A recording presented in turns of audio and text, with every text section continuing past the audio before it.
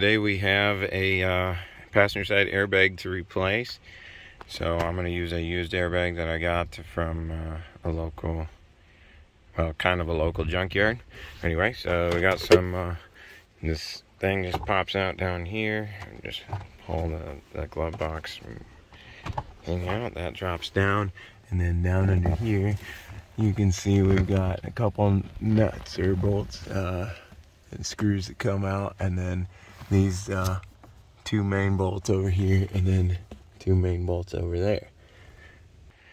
Alright, so the bolt sizes, there's these small ones. These are 7mm, and then these are 10mm for the bigger bolts.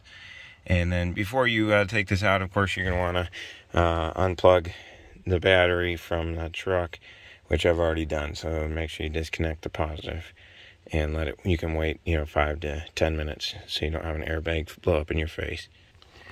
Once you've completed taking all the bolts out, this thing should kind of just slide out here.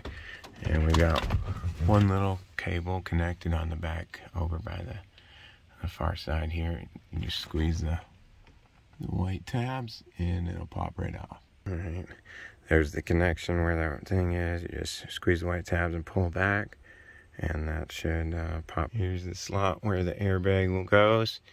We'll just got these little, here's a little bit more on the connector here. It says 2 little side tabs, and then should pop right out. So that's pretty slick, works pretty easily. And then we just put the new one in, and we should be good to go. Alright, there it is, all put back together again. Of course, I still have to change out the airbag module, and that concludes both the steering wheel and the passenger side airbag replacement. And then, of course, I still have yet to check the crash sensor.